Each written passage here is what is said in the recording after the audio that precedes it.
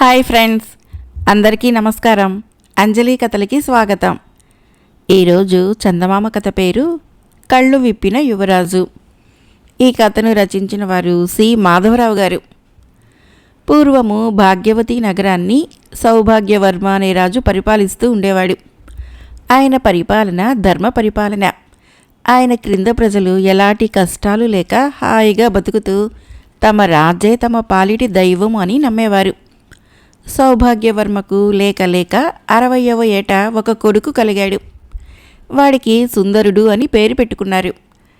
లేక లేక కలిగిన ఆ కొడుకును చూసుకొని ముసలిరాజుకు ఎంత ఆనందం కలిగిందో వాడి భవిష్యత్తు గురించి ఆలోచిస్తే అంత విషాదము కలిగేది. ఎందుకంటే సుందరుడు రాజ్యార్హుడయ్యేదాకా తాను జీవించి ఉండని పక్షంలో వాడికి 16 ఏళ్ళు నిండేదాకా ప్రధానమంత్రిని రాజప్రతినిధిగా ఉంచవలసి వస్తుంది. ఆ తర్వాత సుందరుడికి రాజ్యము ప్రాణాలు కూడా దక్కకుండా పోవచ్చు. ఈ చింత ముసలిరాజుని నిత్యము వేధించేది. ఆయన భయపడినట్లే సుందరుడు 10 ఏళ్లవాడై ఉండగా రాజుకు జబ్బు చేసింది. అది చికిత్సలకు లొంగకపోగా రోజురోజుకి ముదరసాగింది. తనకు మృత్యువు చేరవస్తున్నదని సౌభాగ్యవర్మ గ్రహించి తనను చిన్నతనం నుంచి ప్రాణంలాగా కనిపెట్టుకుని ఉండిన తాతను పిలిపించి ఆయనతో రహస్యంగా ఇలా చెప్పాడు.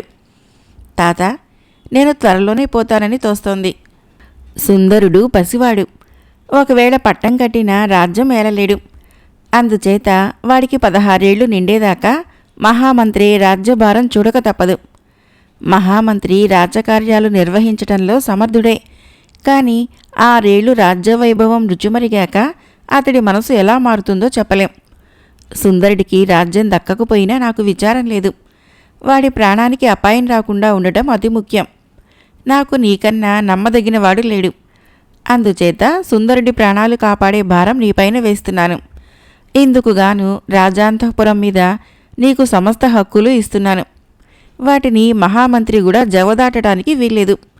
మిగిలిన రాజకీయాల ప్రసక్తి నీకు వద్దు. సుందరుడు రాజ్యార్హుడైనాక మహామంత్రి తనకు తానుగా వాడికి పట్టాభిషేకం చేస్తే సరే సరి. లేకపోతే సుందరుడు తన స్వశక్తితో రాజ్యం సంపాదించుకుంటాడు, లేదా రాజ్యభ్రష్టుడైతాడు. తర్వాత సౌభాగ్యవర్మ మంత్రిని పిలిపించి, మహామంత్రి, నాకు కాలం తీరిపోయింది. సుందరుడు పసివాడు. వాడికి 16 ఏళ్ళు నిండేదాకా రాజ్య పరిపాలన మీరే సాగించి ఆ తర్వాత వాణ్ణి యథావిధిగా రాజ్యాభిషక్తుని చేసి వాణ్ణి కనిపెట్టి ఉంటూ రాజ్యం చేయించండి. అంతదాకా సుందరుణ్ణి తాత అధీనంలో ఉంచుతాను. తాతకు అంతఃపురం పైన సర్వాధికారాలు ఇచ్చేశాను. సుందరుడి పెంపకం గురించి మీకు ఎలాంటి శ్రమ ఉండదు అని చెప్పాడు. ఆ తరువాత సౌభాగ్యవర్మ కన్ను మూశాడు. ఆయన మృతికి కంట తడిపెట్టనివాడు లేడు. మహామంత్రి మహారాజయ్యాడు. వెంటనే పరిపాలనలో అనేక మార్పులు జరిగాయి. కానీ అవి ప్రజలకి అనుకూలమైనవి కావు. కొత్త మహారాజు ప్రవేశపెట్టిన పద్ధతులను ఆక్షేపించడము ప్రమాదకరమని ప్రజలు తెలుసుకొని పరిస్థితులకు తల ఒగ్గారు. ఇక తాత సుందరుణ్ణి కంటికి రెప్పలాగా కాపాడసాగాడు. ఎటువంటి పరిస్థితుల్లోనూ సుందరుడు అంతఃపురం దాటి వెళ్ళటానికి వీల్లేదు. సుందరుడు తినే ప్రతి వస్తువును తాత స్వయంగా ముందుగా రుచి చూడాలి. తాత సుందరుడికి చదువు చెప్పడానికి సమర్థులైన గురువుల్ని ఏర్పాటు చేశాడు. వాడితో కలిసి చదువుకునేటందుకు 20 మంది కుర్రవాళ్ళని తానే ఏరాడు. ఆ కుర్రవాళ్ళు రోజూ అంతఃపురానికి వచ్చి సుందరుడితో పాటు విద్యాభ్యాసం చేసి వెళ్ళిపోతుండేవాళ్ళు. 6 ఏళ్ళు గడిచాయి. సుందరుడికి 16 ఏళ్ళు నిండాయి. రాజప్రతినిధిగా ఉండి పరిపాలన చేస్తున్న మహామంత్రి సుందరుడికి రాజ్యాభిషేకం చేసే ప్రయత్నాలేవీ చేయలేదు. కానీ సుందరుణ్ణి బతికి ఉండనిస్తే తనకు పక్కలో బల్లెంలా ఉండవచ్చునని ఆలోచించి సుందరుడి తల తెచ్చిన వారికి మంచి బహుమానమిస్తానని తన సన్నిహితులతో అన్నాడు. అయితే తాత సుందరుణ్ణి కంటికి రెప్పలాగా అహోరాత్రాలు కాపాడుతూ అంతఃపురం దాటి వెళ్ళనివ్వకపోవటం చేత ఎటువంటి ప్రమాదమూ జరగలేదు.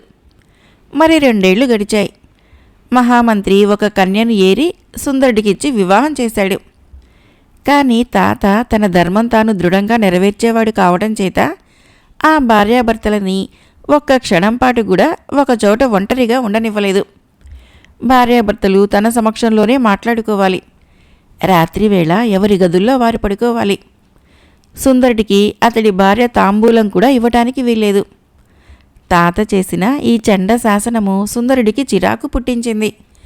కానీ అతను తాత గీసిన గిరి దాటకుండా మసులుకోవటము పసితనం నుంచి నేర్చుకున్నవాడు కావటం చేత పెళ్ళై కూడా బ్రహ్మచారి జీవితం గడుపుతూ వచ్చాడు. కాలం గడుస్తూ ఉన్న కొద్దీ సుందరుడికి రాజ్యాభిషేకం జరిగే అవకాశము సన్నగిల్లింది. ఈ విషయం పైన ప్రజలు అసంతృప్తి చెంది కూడా ఏమీ చేయలేక ఊరుకున్నారు. తాత సుందరుడి ప్రాణానికి తన ప్రాణం అడ్డు వేయగలవాడి తప్ప అతడి రాజ్యం ఇప్పించగల సమర్థుడు కాడు. ఇక సుందరుడికి రాజ్యకాంక్ష కూడా లేదు. 8 ఏళ్లుగా అంతఃపురంలో ఖైదీలాగా ఉండిపోవటం చేత అతనికి బయట ప్రపంచమే తెలియదు. అతనికి ఆనందం ఏదైనా ఉందంటే అది అతని సహాధ్యాయులతో కబుర్లు చెప్పుకోవడంలో మాత్రమే ఉండేది. వారు అప్పుడప్పుడు అంతఃపురానికి వచ్చి తాత అనుమతితో అక్కడ కొంతసేపు గడిపి మళ్ళా ఇళ్లకు వెళ్ళిపోతూ ఉండేవాళ్ళు. ఇలాగే ఒకనాటి సాయంకాలము సుందరుడు తన మిత్రులతో చల్లగాలి సేవించడానికి అంతఃపుర భవనం పైభాగానికి వెళ్ళాడు. దానిపైనుంచి నగరమంతా కనిపిస్తోంది. సూర్యాస్తమానమై సంధ్యాకాంతి ఇంకా మిగిలి ఉన్నది. ఆ కాంతిలో తూర్పు దిశగా అతనికి ఒక తెల్ల పెద్ద భవనం కనిపించింది. సుందరుడు ఊసుపోక తన దగ్గర ఉన్న మిత్రులతో ఆ భవనం ఎవరిదో అన్నాడు. వెంటనే వాళ్ళు, న్యాయంగా అది నీదే, కానీ మహామంత్రి నీకు రాజ్యాభిషేకం చేయక దాన్ని పట్టుకొని వేళ్లాడుతున్నాడు. అది రాజ్యభవనం. అందులోనే ఆయన రోజూ కొలువు తీరి సభ చేస్తూ అధికారం వెలకబెడతాడు. 2 ఏళ్ల క్రితమే అక్కడ సింహాసనం మీద నువ్వు కూర్చోవలసింది. ఇక కూర్చునే ఆశ కూడా లేదు. పైపెచ్చు ఈ మహామంత్రి నుంచి నీకు ప్రాణాపాయం కూడా ఉన్నదనుకోవచ్చు. నీకు రాజ్యం ఇవ్వనివాడు నీ ప్రాణం మటుకు దక్కనిస్తాడా అన్నారు. ఈ మాటలు సుందరుడి హృదయంలో ములుకుల్లాగా నాటుకున్నాయి. 2 ఏళ్లుగా తన హక్కును తాను విడిచిపుచ్చి ఆడదానిలాగా చేతులు కట్టుకొని కూర్చున్నందుకు అతను చాలా సిగ్గుపడ్డాడు. ప్రపంచం దృష్టిలో తనకు మానమే లేకుండా పోయింది. ప్రాణాలు ఉంటే ఎంత, లేకపోతే ఎంత? ఆ రాత్రి చాలాసేపు కబుర్లు చెప్పుకొని తన మిత్రులు ఇళ్లకు బయలుదేరేటప్పుడు సుందరుడు వారితో, మీరందరూ రేపు ఉదయం ఇక్కడికి రండి, మనము గుర్రాల మీద 4 బజార్లు తిరిగి వద్దాము అన్నాడు. వారు సరేనని వెళ్ళిపోయారు. సుందరుడు తెల్లవారుజామునే లేచి తాతతో, తాత, నేను నా మిత్రులు అలా 4 వీధులు తిరిగి వస్తాం, గుర్రాలు సిద్ధం చేయించు అన్నాడు. యువరాజులో కలిగిన ఈ మార్పుకు తాత సంతోషించాడు. ఆయన యువరాజు ఊరేగటానికి కావలసిన ఏర్పాట్లన్నీ చేశాడు. సుందరుడి మిత్రులు 20 మంది వచ్చారు. అతను వారందరితో పాటు గుర్రం ఎక్కి బయలుదేరాడు. తాత మరొక గుర్రం మీద కత్తి దూసి అంగరక్షకుడుగా బయలుదేరాడు. ఈ ఊరేగింపుకు ముందు వెనక సాయుధ భటులు నడిచారు. తాను తన బలగంతో వీధుల వెంట పోతుంటే జనం తన కేసు సంతోషంగా చూడటము, తన పట్ల ఎంతో అభిమానము భక్తి ప్రదర్శించటము సుందరుడు గమనించాడు. వాళ్ళు 4 వీధులు తిరిగి రాజ్యసభ సాగుతున్న తెల్ల భవనానికి వెళ్లారు. యువరాజును చూడగానే సభికులందరూ లేచి ఎంతో భక్తితో నమస్కారాలు చేశారు. సింహాసనం మీద కూర్చొని ఉన్న మహామంత్రి మాత్రము లేవలేదు. సుందరుడు వెంటనే వెనక్కు తిరిగి వచ్చి గుర్రమెక్కి తన అంతఃపురానికి వచ్చేశాడు. అతని మిత్రులు వెళ్ళిపోయాక అతను చాలాసేపు దీర్ఘంగా యోచించాడు. ప్రజలకు తన పైన అనురాగం ఉన్నట్లే కనబడుతున్నది. కానీ వారికి రాజప్రతినిధి అయిన మహామంత్రి పైన ఎటువంటి భావం ఉన్నదో తెలియరావటం లేదు. నిండు సభలో ఆయన తనను అమర్యాదగా చూశాడంటే ఆయనకు ప్రజలలో కొంత బలం ఉండవచ్చు. నగరంలో గల వాస్తవ పరిస్థితులు తెలుసుకోవాలని సుందరుడికి గాఢమైన కోరిక కలిగింది. తాను యువరాజుగా కాక సామాన్య మానవుడిలాగా ఊరంతా తిరగగలిగితే బాగుండును. తాను ఒంటరిగా బయటికి వెళ్ళటానికి తాత సుతరాము ఒప్పుకోడు. పెద్ద బలగాన్ని తీసుకొని తాను కూడా వస్తాడు. అది నిష్ప్రయోజనం. ఆ రాత్రి తాత నిద్రించే సమయంలో తాను బయటికి పోవాలని సుందరుడు తీర్మానించుకున్నాడు. కానీ అది కూడా సాధ్యపడే సంగతి కాదు. ఎందుకంటే రాత్రివేళ అంతఃపుర ద్వారాలన్నీ భద్రంగా తాళాలు వేసి ఉంటాయి. ఏదైనా తాడు సంపాదించి దాని సహాయంతో వీధిలోకి దిగటానికి అతను నిశ్చయించుకున్నాడు. ఆ రాత్రి తాత వెళ్ళి పడుకున్నాక సుందరుడు తాడు కోసం వెతుకుతూ భవనమంతా తచ్చట్లాడాడు. చివరకు అతడు తన భార్య పడుకునే గదికి కూడా వెళ్ళాడు. అతని భార్య పక్క మీద పడుకుని నిద్రపోతున్నది. కానీ అతి విచిత్రంగా ఆ గదిలోనే ఒక మూల అతనికొక తాటి నిచ్చెన కనపడింది. ఈ తాటి నిచ్చెన ఇక్కడెందుకున్నది అని ఒక క్షణం పాటు ఆశ్చర్యపోయి, తర్వాత తన కోరిక నెరవేరింది కదా అని తృప్తిపడి దాని సహాయంతో అతడు ఆ అపరాత్రి వేళ కోటగోడ మీద నుంచి వీధిలోకి దిగాడు. నగరము ప్రశాంతంగానే ఉన్నది. ఎక్కడా జనసంచారం లేదు. అతను కొంత దూరం వెళ్ళి ఒక ఇంట్లో ఏదో సంభాషణ వినపడగా అది వినాలనే ఉద్దేశంతో ఇంటి వెలుపల ఉన్న అరుగు మీద కూర్చున్నాడు. లోపల ఒక బ్రాహ్మడు ఆయన భార్య మాట్లాడుకుంటున్నారు. ఏం చేస్తాం, ముసలిరాజుగారు బతికి ఉండగా మనకే లోటు ఉండేది కాదు. ఆయన యోగ్యత గుర్తించగలవాడు కనుక మనకు దారిద్ర్య బాధ లేకుండా చేశాడు. ఈ మహామంత్రి సింహాసనం ఎక్కాక అటువంటిదే లేకుండా పోయింది. కానీ యువరాజు వచ్చాక మన కష్టాలు గట్టెక్కుతాయి కదా అనుకుంటే ఆ ఆశ కూడా అడుగంటింది. ఆ కుర్రవాడు రాజ్యం అడిగేటట్టు లేడు, ఈ నీచుడు ఇచ్చేటట్టు లేడు. ఇవాళ యువరాజు సభలోకి వస్తే ఆ దుర్మార్గుడు లాంఛనంగానైనా లేవలేదుట. ఇక మనకి ఈ దేశం అచ్చిరాదు, మరెక్కడికైనా పోదాము అంటున్నాడు బ్రాహ్మణుడు. ఈ మాటలు వింటుంటే సుందరుడికి చెవులో సీసం కరిగించి పోసినట్లయింది. ఛీ, ఇక ఉపేక్షించరాదు, రాజ్యం పుచ్చుకోవలసిందే. ఈ బ్రాహ్మడిలాగా బాధపడుతున్నవారు నగరంలో ఇంకా ఎందరున్నారో అనుకుంటూ సుందరుడు అక్కడి నుంచి కదిలాడు. త్వరలోనే అతను నగరపు తూర్పు ద్వారం చేరవస్తూ ఉండగా సన్నగా తుంపరపడసాగింది. సుందరుడు ఆ సమీపంలోనే ఉన్న వినాయకుడి గుడిలోకి దూరాడు. మరికొద్దిసేపటికి జల్లు కాస్త పెద్దదైంది. ఎవరో ఇద్దరు మనుషులు గుడిలోకి వచ్చారు. వారి కంటపడకుండా ఉండటానికి గాను సుందరుడు చప్పున వినాయకుడి విగ్రహం వెనక్కి వెళ్ళాడు. ఆ వచ్చిన మనుషులు ద్వారం వెలుపల మైదానంలో గొర్రెలను మేపుకునేవాళ్ళు. వాళ్ళు గుడిలోకి చేరి అది ఇది మాట్లాడుకోసాగారు. మధ్యలో ఒకడు రెండో వాడితో, విన్నావా, ఇంతకాలము అంతఃపురాన్ని విడిచిరాని రాజు ఇవాళ పెద్ద పులి నోట్లో తలదూర్చాట. అదృష్టవంతుడు ప్రాణాలతో బయటపడ్డాడు. ఆ అబ్బాయి తల తెచ్చిన వాళ్ళకి మహామంత్రి 1,00,00,000 వరహాలు ఇస్తాడని పుకారు అన్నాడు. వాడు ఎంత పాపానికైనా సిద్ధమే. వాడికి పట్టపగ్గాలు లేకుండా ఉన్నాయి. అందుకే జనాన్ని తెగ కాల్చుకు తింటున్నాడు అన్నాడు రెండోవాడు. అంతలో దూరాన బండి చప్పుడు వినిపించింది. అడుగో, వాడే వస్తున్నట్లుంది. రోజు ఈ వేళప్పుడే రాసక్రీడలకు బయలుదేరతాడు. వాన తగ్గింది, మనం పోదాం పదా అనుకొని గొర్రెల కాపర్లు గుడిలో నుంచి గబగబా వెళ్ళిపోయారు. సుందరుడు విగ్రహం చాటు నుంచి యువతలికి వచ్చి బండి చప్పుడు ఆలకించాడు. అది త్వరలోనే చేరవచ్చింది. బండి గుడిని దాటి కాస్త ముందుకు వెళ్ళగానే సుందరుడు దాని వెనక మెట్ల మీద ఎక్కి కూర్చున్నాడు. బండిలో మహామంత్రి, ఆయన ముఖ్యమంత్రి ఉన్నారు. వారు మాట్లాడుకుంటున్నారు. మన మనుషులంతా ఎక్కడ చచ్చినట్లు? వాడు పట్టపగులు వీధులన్నీ తిరిగి వస్తే ఏ మూల నుండి ఒక బాగు విసిరినా పని తీరిపోయి ఉండేది కదా. వాణ్ణి ప్రాణాలతో ఇంటికి పోనిచ్చారే అన్నాడు మహామంత్రి. ఆయన మాట్లాడుతున్నది తనను గురించేనని సుందరుడికి అర్థమైంది. మహారాజా, యువరాజు బయటికి వస్తారని ముందుగా ఎవరికీ తెలియదు. దానికి తగ్గట్టు అతని చుట్టూ మిత్రులున్నారు. అతని పక్కనే తాత ఉన్నాడు. ముందు వెనక భటులున్నారు. అదీగాక నాదొక మనవి. ఆ పిల్లవాడి ప్రాణాలు తీయవలసిన అవసరం మనకేముంది? 2 ఏళ్లుగా వాడు రాజ్యం అడగలేదు, ఇక అడగబోడు. వాణ్ణి చంపడం వలన నష్టం బోలెడంత ఉన్నది. ముసలిరాజుగారంటే ప్రజలకు దేవుడే. అటువంటి వాడి కొడుకును హత్య చేశామంటే ప్రజలు రెచ్చిపోవచ్చు అని ముఖ్యమంత్రి విన్నవించుకున్నాడు. నీకు కొంచెం కూడా బుద్ధి లేదు. వాడు బతికి ఉన్నంతకాలము ప్రజలు వాడిపైన లేనిపోని ఆశలు పెట్టుకుంటారు. వాడు పోయాడంటే కుక్కని పెనులాగైపోతారు. వాడి తల తీసే భారం ఇక నీపైనే పెడుతున్నాను. ఆ పని వెంటనే చేయలేకపోయావో నీ తల తప్పక తీసేస్తాను అన్నాడు మహామంత్రి. క్షమించండి మహారాజా, నాకు 1 వారం గడువిస్తే తమ ఆజ్ఞ నెరవేర్చుతాను అన్నాడు ముఖ్యమంత్రి. తర్వాత వారు ఇతర విషయాల గురించి మాట్లాడుకుంటున్నారు. ఈ సంభాషణ విన్న మీదట తాత తన క్షేమం కోసము అలాంటి నియమాలు ఎందుకు చేశాడో సుందరుడికి అర్థమైంది.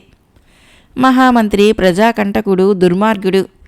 ఆయన నుంచి తను ఎంత శీఘ్రంగా రాజ్యం పుచ్చుకుంటే అంత మంచిదని కూడా అతను నిర్ధారణ చేసుకున్నాడు. నింపాదిగా మహామంత్రి బండి క్రీడోద్యానం చేరుకున్నది. ఈ ఉద్యానము ఊరికి దూరంగా ఒక సరస్సు మధ్య చాలా మనోహరంగా నిర్మించబడి ఉన్నది. దానిని చేరుకోవటానికి ఒక వంతెన ఉన్నది. ఉద్యానం మధ్య అతి సుందరమైన క్రీడా భవనం ఉన్నది. ఆ చీకటి రాత్రి ఆ భవనము రంగురంగుల దీపాలతో మెరిసిపోతున్నది. క్రీడా భవనం చుట్టూ పూపొదలు పొదరిళ్ళు అందంగా అమర్చబడి ఉండటం చేత ఆ ప్రదేశము స్వర్గాన్ని మరిపించేలాగా ఉన్నది. మహామంత్రి బండి వంతెన దాటి క్రీడా భవనాన్ని చేరబోయే సమయంలో సుందరుడు బండి వెనక నుంచి దిగి పొదల చాటున చేరాడు. కొందరు వ్యక్తులు వచ్చి మహామంత్రికి భక్తితో స్వాగతం చెప్పారు. వారందరూ యవ్వనవతులైన స్త్రీలేనని, ఆ ప్రాంతంలో పురుషులెవరూ లేరని అతడు గమనించాడు. చివరకు కత్తులు బట్టి రక్షక భటులుగా పనిచేస్తూ పహరా చేస్తున్న వాళ్ళు కూడా స్త్రీలే. మహామంత్రి దిగగానే ముఖ్యమంత్రిని తీసుకుని బండి తిరిగి వెళ్ళిపోయింది. మహామంత్రి భవనంలోకి వెళ్ళి కూర్చొని దాసీలు అందించిన పానీయాలు పుచ్చుకొని మహారాణిని తీసుకుని రండి అని ఆజ్ఞాపించాడు. కొందరు స్త్రీలు ఒక పల్లకీ తీసుకుని బయలుదేరారు. మరికొంతసేపటికి వారు ఒక స్త్రీని పల్లకీలో తెచ్చి భవనం వెలుపల దించారు. ఆమెపై వెలుగుపడగానే సుందరుడు ఆమెను పోల్చుకొని దిగ్భ్రమ చెందాడు. ఆమె మరెవరో కాదు, తన భార్యే. మహామంత్రి పరమానందంతో బయటికి వచ్చి ఆమెను చెయ్యి పట్టుకొని లోపలికి తీసుకుని వెళ్ళాడు. వాళ్ళు లోపల ఏం మాట్లాడుకుంటున్నారో వినాలని సుందరుడికి ప్రబలమైన కోరిక కలిగింది. సమీపంలో పహరా స్త్రీలెవరూ లేకపోవటం చూసి అతను భవనానికి దగ్గరగా ఉన్న పూపొదలో చేరి అక్కడ ఉన్న కిటికీలో నుంచి లోపలికి తొంగి చూశాడు. మహామంత్రి మాయావి అయిన తన భార్య ఒక సోఫా పైన కూర్చొని మాట్లాడుకుంటున్నారు. మీ మనుషులంతా ఏం చేస్తున్నారు? ఇవాళ ఉదయము ఆ సుందరుడు నిర్భయంగా ఊరంతా తిరిగి వస్తే ప్రాణాలతో ఎందుకు ఉంచినట్లు? ఆ తాత పులిలాగా నన్ను కనిపెట్టి ఉండకపోతే అతనికి ఏనాడో విషం పెట్టి ఉండేదాన్ని. ప్రతిరోజు తాటినిచ్చిన దిగిరాలేక నా ప్రాణం పోతున్నది. ఆ తాటినిచ్చినను నాకన్నా ముందు మరెవరో ఇవాళ ఉపయోగించారు. నాకీ అగచాట్లు ఇంకెంతకాలము అన్నది సుందరుడి భార్య. ఇంకొక వారం ఆగు, మన సమస్యలన్నీ తీరిపోతాయి అంటూ మహామంత్రి లేచాడు. ఆమె కూడా లేచింది. వాళ్ళిద్దరూ లోపలి గదిలోకి వెళ్ళిపోయారు. ఓరి దుర్మార్గుడా, ఇలాంటి భార్యనా నాకు కట్టబెట్టావు? తాత నిజంగా ఎంత దూరాలోచన గలవాడు. నన్ను నా భార్యను వేరుచేసి ఉంచాడని నేను చిరాకు పడటం ఎంత పొరపాటు అనుకుంటూ సుందరుడు పరధ్యానంగా తాను పొంచి ఉన్న చోటనే లేచి నిలబడ్డాడు. లోపల దీపాలు వెలుగు సుందరుడి ముఖాన పడింది. ఎవరువారు? కంగుమంటూ ఒక స్త్రీ కంఠం ప్రశ్నించింది. పట్టుకోండి, చంపండి అని వేరువేరు ప్రాంతాల నుంచి ఆడగొంతులు అరిచాయి. ఈ కేకలతో సుందరుడు తన ఆలోచనలను కట్టిపెట్టి కాలి సత్తువ కొద్దీ వంతెనకేసి పరిగెత్తాడు. కొందరు స్త్రీలు అతని తరుముకొచ్చారు. వారి చేతుల్లో దూసిన కత్తులున్నాయి. అయితే అదృష్టవశాత్తు సుందరుడు వారికి అందకుండా వంతెన దాటగలిగినాడు. ఇంకా అతనికి క్రీడోద్యానం వైపు నుంచి కేకలు వినిపిస్తూనే ఉన్నాయి. వాళ్ళు తనని ఇంత సులువుగా చెయ్యి దాటి పోనివ్వరు. అందుచేత సుందరుడు దాక్కునే చోటు కోసం చూస్తూ నగరంలోకి పరిగెత్తాడు. నగర ద్వారానికి కొద్ది దూరంలో ఒక సత్రం ఉన్నది. ఒకప్పుడు అది అన్నసత్రం. ముసలిరాజుగారి కాలంలో అక్కడ అడిగిన వారికి లేదనకుండా అన్నదానం చేసేవారు. మహామంత్రి పరిపాలనలో ఆ ఏర్పాటు నిలిచిపోయింది. ఇప్పుడు దాన్ని ఇళ్ళు లేని కూలివాళ్లు బీదా బిక్కి రాత్రివేళ నిద్రపోవటానికి ఉపయోగిస్తున్నారు. సత్రం అరుగుల మీద కొందరు పడుకొని నిద్రపోతూ ఉండడం చూసి సుందరుడు తాను కూడా వారి మధ్య కదలకుండా పడుకున్నాడు. ఊరి వెలుపల ఉన్న క్రీడోద్యానం నుంచి ఏ రహస్య మార్గాల ద్వారా వార్త వెళ్ళిందో తెలియదు, కానీ వీధి వెంబడి మనుషులు యువరాజు ఇక్కడెక్కడో తిరుగుతున్నాడట, వాడి తల దొరికితే రాజుగారు మనిషెత్తు బంగారం ఇస్తారు, భలే మంచి అవకాశం అనుకుంటూ వెళ్ళటం విని సుందరుడు నిర్ఘాంతపోయాడు. త్వరలోనే వీధిలో సందడి అణిగిపోయింది. సుందరుడు ఎందుకైనా మంచిదని అలాగే పడుకొని తన పరిస్థితి గురించి ఆలోచించుకోసాగాడు. ఒక మహారాజు కడుపున పుట్టి రాజ్యాన్ని ఏలుతూ ఉండవలసిన తాను ప్రాణాలు అరచేత పట్టుకొని సత్రం అరుగు మీద నక్కవలసి వచ్చింది. తన రాజ్యాన్ని అపహరించినవాడు పరమ దుర్మార్గుడు, నీచుడు, హంతకుడు. తన చేత తాళి కట్టించుకున్నది తాచుపాము లాంటిది. మీదు మిక్కిలి అది తన శత్రువు, అతడి చేతిలో కీలుబొమ్మ. తన తల దొరికితే మహామంత్రికి అర్పించి ఈనాం పొందాలని నగరంలో ఉండే క్షుద్రులందరూ అర్ధరాత్రి వేళ వీధుల వెంట కారాడుతున్నారు. జీవితం ఎంత చిత్రమైనది! ఇలా ఆలోచించుకుంటున్న సుందరుడికి అడుగుల చప్పుడు వినిపించింది. ఎవరో మనిషి సత్రం మెట్లెక్కి అరుగు మీదకి వచ్చి తనకు దగ్గరలో నిలబడ్డట్లు అతనికి తోచింది. ఇదే తన ఆఖరి క్షణమనుకున్నాడు సుందరుడు. కాని ఆ వచ్చిన మనిషి అతని తల కోసం చూసే హంతకుడు కాదు. అతను ఒక గొప్ప గజదొంగ, మంత్రసిద్ధి కలవాడు కూడాను. అతను ఏడాదికొకసారి దొంగతనానికి బయలుదేరేవాడు. గొప్పవాళ్ల ఇల్లు మాత్రమే ప్రవేశించేవాడు. రత్నాలు మాత్రమే దొంగిలించేవాడు. వెండి బంగారాలు అతనికి మట్టితో సమానం. అతను దొంగలలో రాజులాంటివాడు. అందుచేత తాను దొంగతనానికి వెళ్ళేటప్పుడు తాను తస్కరించిన సొత్తు మొయ్యటానికి తన వెంట ఒక కూలివాడిని పట్టుకొని మరీ బయలుదేరేవాడు. ఆ దొంగ ఇప్పుడు కూలివాడి కోసమే సత్రంలోకి అడుగుపెట్టాడు. కటిక చీకటిగా ఉన్నప్పటికీ అతని కళ్లకు అంజనం వేసుకుని ఉండటం చేత సత్రం అరుగు మీద పడుకొని ఉన్నవారంతా స్పష్టంగా కనిపించారు. ఆ అందరిలోకి సుందరుడే దృఢంగా కనిపించాడు. అందుచేత దొంగ సుందరుణ్ణి తన చేతికర్రతో తట్టి అతను తల ఎత్తి చూడగానే తన వెంట రమ్మని సైగ చేశాడు. సుందరుడు లేచి వచ్చాడు. ఎవరు నువ్వు అని దొంగ అడిగాడు. నేనొక బిచ్చగాణ్ణి అని సుందరుడు సమాధానమిచ్చాడు. నా వెంట వచ్చి నేను చెప్పినట్లు చేస్తావా, డబ్బిస్తాను అన్నాడు దొంగ. కన్ను పొడుచుకున్నా కనిపించడం లేదు, నేనేం పని చేయగలను అన్నాడు సుందరుడు. దొంగ అతని కళ్ళకి కొంచెం అంజనం తీసి రాచాడు. అతని కళ్ళు ప్రతి వస్తువును చూడగలిగాయి. అతను దొంగ వెంట బయలుదేరాడు. దొంగ సరాసరి సుందరుడి భవనానికే దారితీశాడు. సుందరుడు ఏం జరుగుతుందోనని ఆత్రంగా చూడసాగాడు. దుర్భేద్యమైన ఆ భవనంలోకి దొంగ అతి సులువుగా ప్రవేశించి కొంతసేపటికి అనేక రత్నాభరణాలతో తిరిగి వచ్చాడు. ఆ ఆభరణాలన్నీ ఒక సంచిలో ఉన్నాయి. ఆ సంచిని అతను సుందరుడికిచ్చి తన వెంట రమ్మన్నాడు. ఇద్దరూ చాలాసేపు నడిచి నగరం వెలుపల ఉన్న కొండ ప్రాంతాన్ని చేరుకొని అక్కడి గుహ వద్దకు వచ్చారు. దొంగ ఏదో మంత్రం చదివేసరికి గుహకు అడ్డంగా ఉండే రాయి తెరుచుకున్నది. ఇద్దరూ లోపలికి వెళ్ళినాక అది ఎప్పటిలాగా మళ్లీ మూసుకుపోయింది. గుహ లోపల చక్కటి భవనం ఉన్నది. అందులో దొంగ, అతని భార్య, అతని కుమార్తె నివసిస్తున్నారు. సుందరుణ్ణి బయట వసారాలో ఉంచి సొమ్ములతో సహా దొంగ లోపలికి వెళ్ళాడు. ఇవాళ నాకు దొరికిన కూలివాడు కుర్రవాడు, చాలా అందంగా ఉన్నాడు. వాణ్ణి చూడగానే మన అమ్మాయికి మంచి జోడు అవుతాడనిపించింది అని దొంగ తన భార్యతో అన్నాడు. ఎంత అందంగా ఉంటే మాత్రము కూలివాడికి అమ్మాయిని ఎలా ఇస్తాం? అందరినీ చంపినట్టే వాణ్ణి కూడా చంపేయండి. అమ్మాయికి సంబంధమే దొరకకుండా పోతుందా ఏంటి అన్నది భార్య. తన తల్లిదండ్రులు అనుకునే ఈ మాటలు విని దొంగ కూతురు వసారాలోకి చల్లగా వచ్చి సుందరుణ్ణి చూసింది. వెంటనే ఆమెకు అతనిపైన ప్రేమ, జాలి పుట్టాయి. ఆమె చప్పున అతని చేయి పట్టుకొని గుహద్వారం వద్దకి లాక్కుని పోతూ, వెంటనే వెళ్ళిపో, లేకపోతే నీ ప్రాణాలు దక్కవు అన్నది. ఆమె అతనికి మంత్రం చెప్పింది. ఆ మంత్రం చదవగానే గుహ తెరుచుకున్నది. సుందరుడు బయటికి వచ్చి నగరం కేసి పరిగెత్తాడు. తన ప్రాణాలు కాపాడిన దొంగ కుమార్తె చాలా అందగత్తే.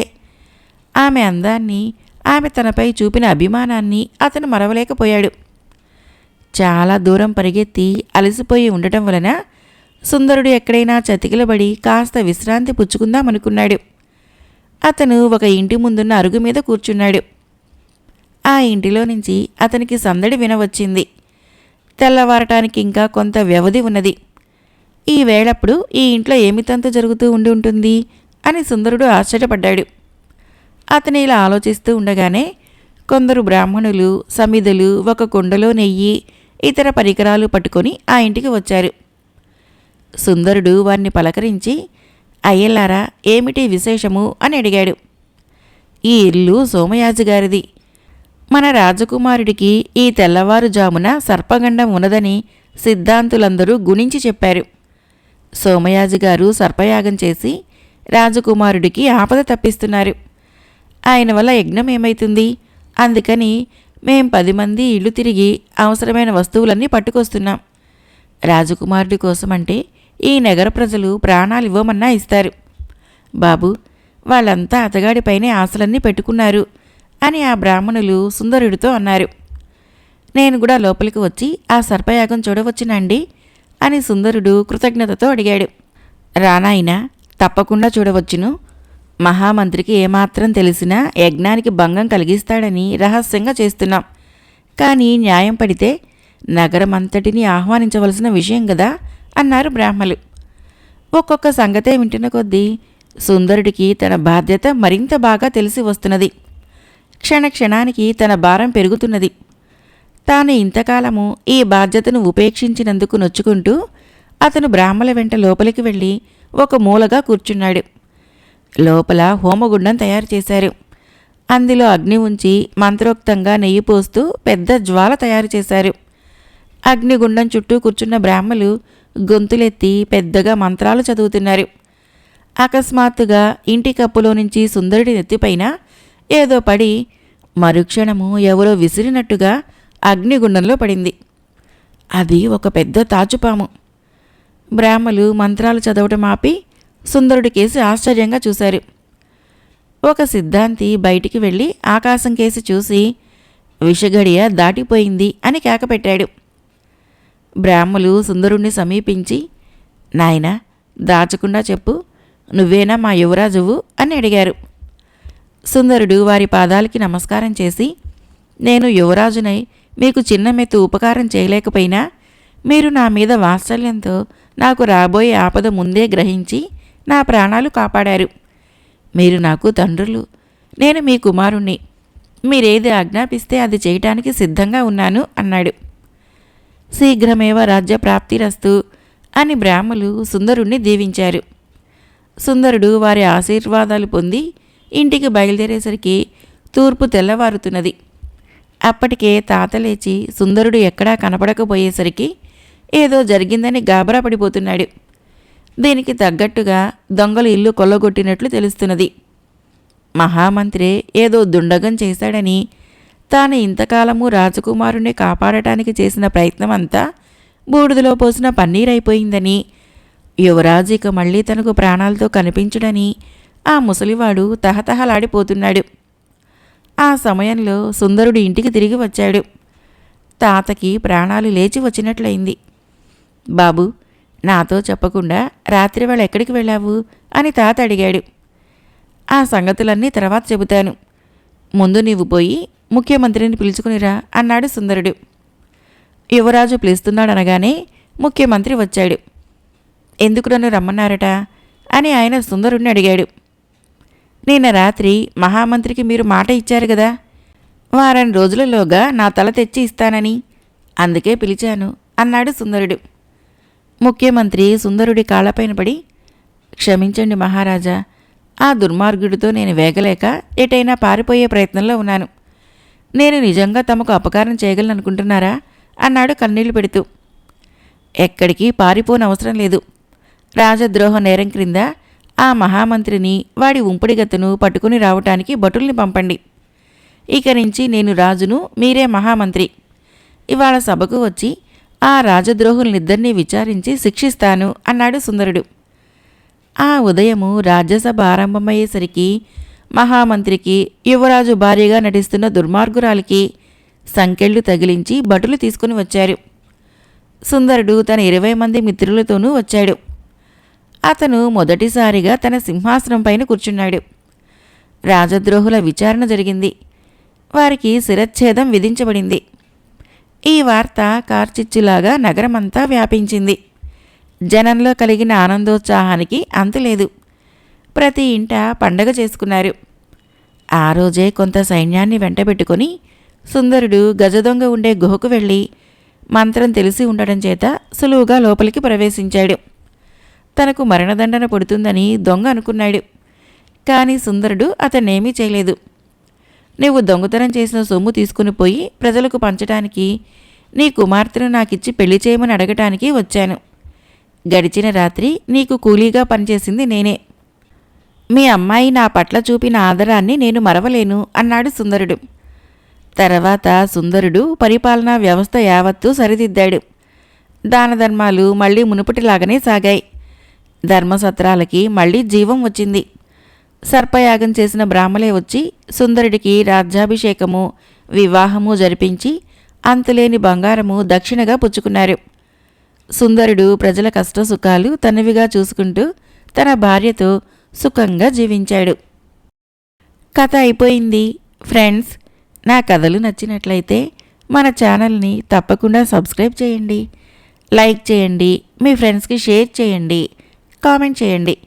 Thank you.